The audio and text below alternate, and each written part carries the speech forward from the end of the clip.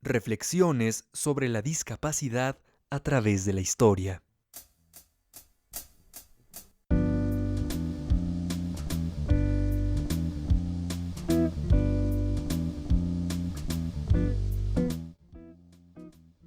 Porque siente cómo otros cuerpos vienen y se acercan. Siente el cansancio y el placer.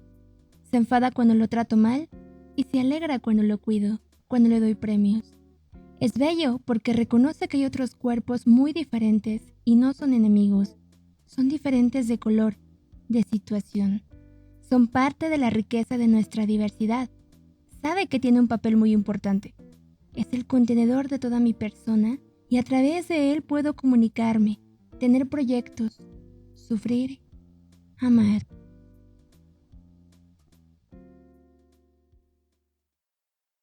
En las sociedades mexicanas, la disminución o ausencia sensorial, mental o motriz, ya sean de tipo congénita o adquiridas a consecuencia de algún accidente, están usualmente vinculadas a connotaciones negativas y prejuiciosas.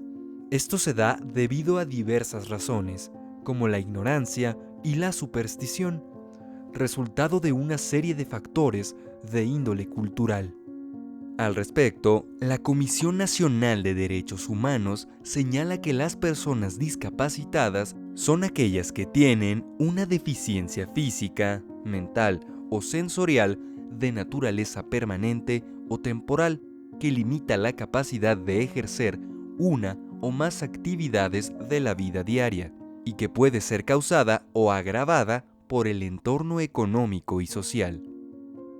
En este contexto, las personas que padecen algún tipo de discapacidad son desvalorizadas por la sociedad. Esto constituye uno de los principales obstáculos para que puedan gozar y ejercer libremente sus derechos en igualdad de condiciones que el resto de la población. De acuerdo con el Instituto Nacional de Estadística y Geografía, se estima que de los 31.5 millones de hogares en México, en 19 de cada 100 hogares vive al menos una persona con discapacidad. Las personas que padecen discapacidad han sido grupos históricamente invisibilizados y excluidos de la sociedad. Este rechazo ha ocasionado en las personas que lo padecen sentimientos de resignación, complejos de inferioridad, aislamiento, entre muchos otros más, mismos que dificultan la capacidad de reivindicar sus derechos.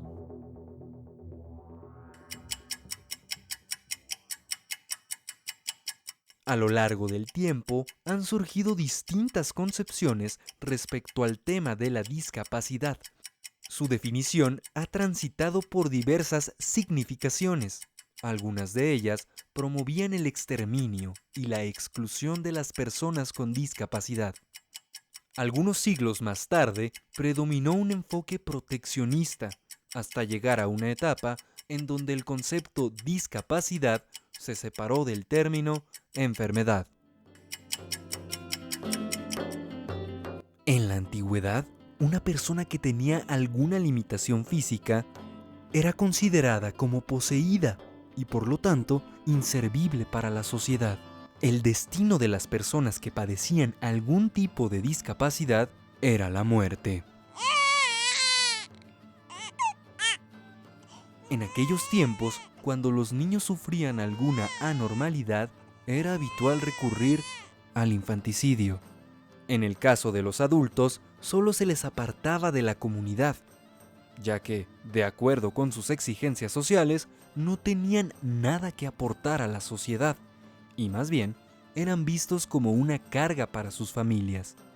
Por ejemplo, en la antigua Grecia, una época donde se rendía culto a la belleza y a la perfección física, si una persona nacía con alguna discapacidad, se solía adjudicar al enojo de los dioses, y por tal motivo se les expulsaba o se les exterminaba de las ciudades.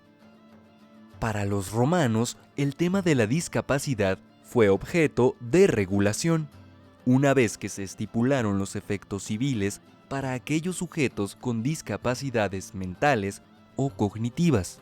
mediante una institución denominada Cúratela, la cual se encargaba de administrar los bienes del sujeto considerado como incapaz de ejercer por sí solo sus derechos. A las personas que padecían alguna discapacidad mental se les llamaba furiosos o mentecaptus.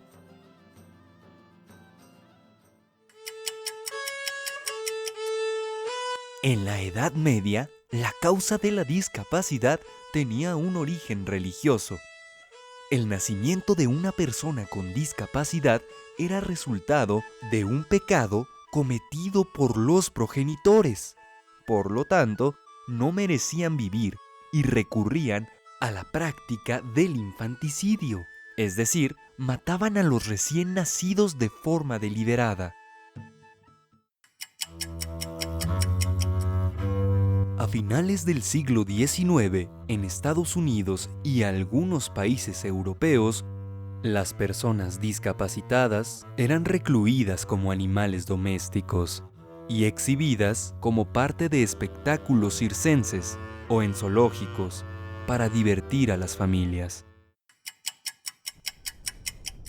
A principios del siglo XX, la discapacidad es analizada desde un enfoque rehabilitador o modelo médico, sobre todo después de la Primera Guerra Mundial, como una medida de servicios compensatorios con la población que había resultado afectada de por vida.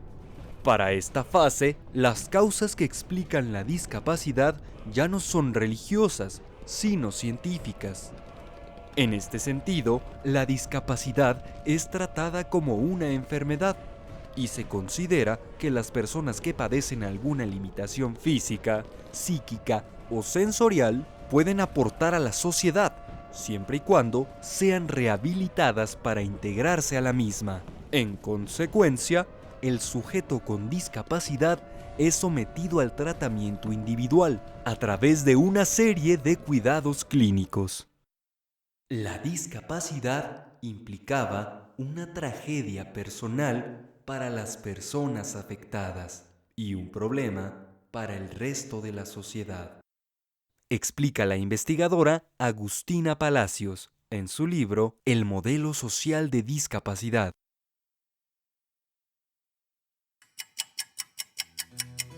En la segunda mitad del siglo XX, el modelo de rehabilitación se extendió para todas las personas con diversas capacidades, sin importar su origen. En este contexto, proliferaron diversos servicios médicos de rehabilitación de corte asistencialista, como la educación especial, por ejemplo. Sin embargo, no se crearon mecanismos para que las personas pudieran involucrarse activamente en la vida social.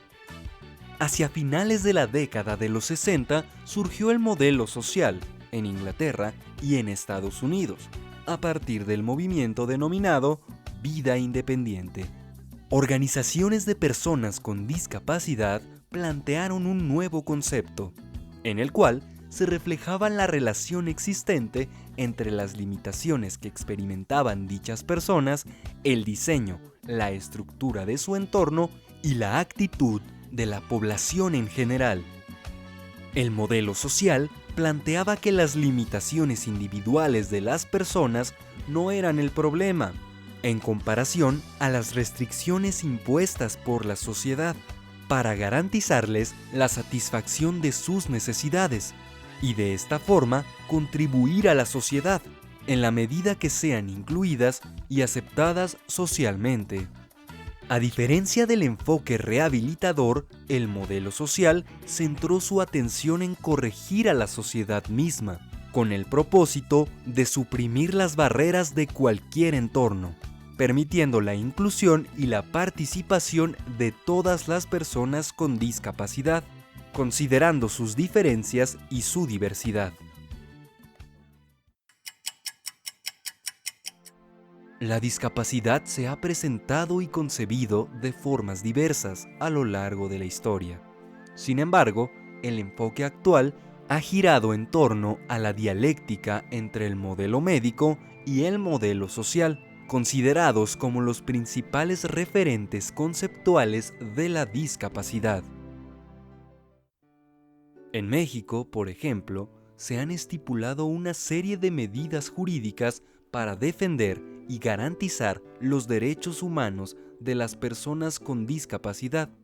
Por ejemplo, en materia de movilidad se destacan los siguientes puntos. Accesibilidad en los medios de transporte público de uso general.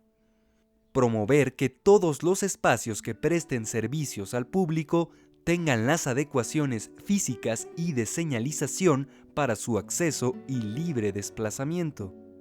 No puede negarse que tales acciones normativas constituyen un progreso del Estado.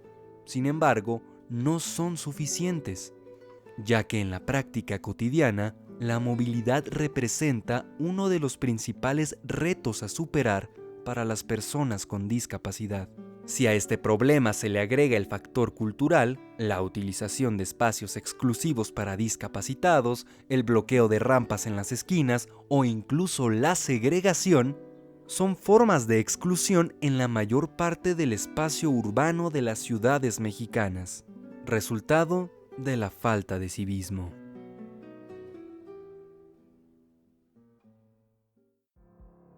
A todo lo anterior, es importante reflexionar.